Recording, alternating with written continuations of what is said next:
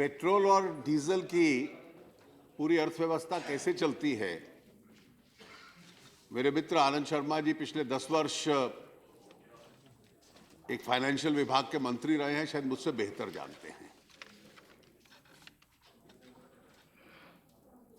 अगर अंतर्राष्ट्रीय बाजार में दाम कम होता है तो एक बहुत बड़े पैमाने में सब्सिडी थी जो केंद्र सरकार देती थी। वो सब्सिडी कैसे आती थी? लोगों पे टैक्स लगाकर आती थी, और उसकी पूर्ति करने के लिए, अपना फिस्कल डेफिसिट बनाने के लिए आपको साल के अंत में विकास कार्यों में जितना पैसा लगता था वो काटना पड़ता था। Fiscal deficits were being achieved even by cutting amounts like such as 1,20,000 crores in one given year. It's a harsh reality. Now today what has happened? The price of international price of crude has fallen. The present government has a clear policy, and let me just make it clear that that advantage by the present government has been shared in 3 ways. In fact, it will eventually get shared more than 3 ways. One part of the fall in prices goes to the consumer. So 20 times the price of petrol has been reduced. 16 times the price of diesel has been reduced. एक minute. आपको percentage जब आप सबने calculate किया, और खास तौर से जब शरद जी बोल रहे थे या मेरे बंगाल के साथी बोल रहे थे, केंद्र ने जब कम किया तो आपकी राज्य सरकारों ने उसी दिन उसको अपने वैट में कंज्यूम कर लिया। तो आप लोग भूल गए, मेरे पास हर राज्य ने कितना वैट बढ़ाया यह भी लिस्ट है।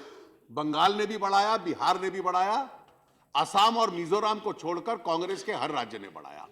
और मैं इसकी शिकायत नहीं कर रहा हूं, लेकिन हर राज्य ने बढ़ाया है। एक मिनट, ऐसा है। No, please listen to.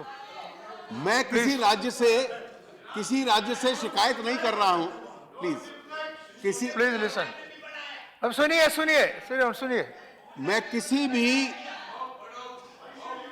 मैं किसी से शिकायत नहीं कर रहा हूं। India has to take the utmost advantage of the fall in oil prices. First part of the fall goes to the benefit of consumer. The second part of the fall, the central government, when it imposes excise, आपने बहुत सरलता से ढींढसा साहब कह दिया, और बीजू जनता दल की तरफ से भूपेंद्र जी ने भी कह दिया कि राज्यों को दो। इस एक्साइज का 42% राज्यों को जा रहा है।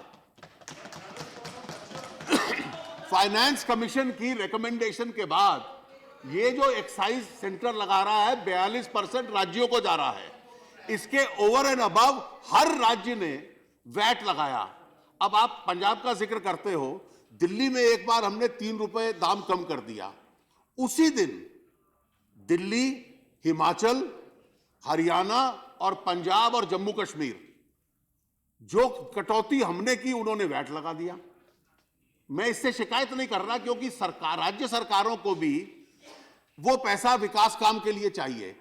तो अगर एक हिस्सा इसका कंज्यूमर पे जाता है, दूसरा हिस्सा इसका डेवलपमेंटल एक्टिविटी में जाता है, जिसका एक बड़ा हिस्सा राज्यों को जाता है। जो केंद्र ने एक्साइज लगाया 42% राज्यों को गया, राज्यों ने अलग से वैट लगाया, और जो हमने लगाया वो सारा का सारा पैसा हम नेशनल हाईवे और रूरल रोड, ग्रामीण सड़क योजना के अंदर जा रहा है। और अगर आप चाहते हो, और क्योंकि इसका और इस वर्ष के बजट के संबंध में मैं बतला दूं कि यह पहली बार होगा कि हम फिस्कल डेफिसिट अचीव करेंगे बिना फिस्कल कट्स के, बिना कटौती किए हुए। तीसरा हिस्सा, Sit down. Seelam Viplavaji, sit down. Sit down.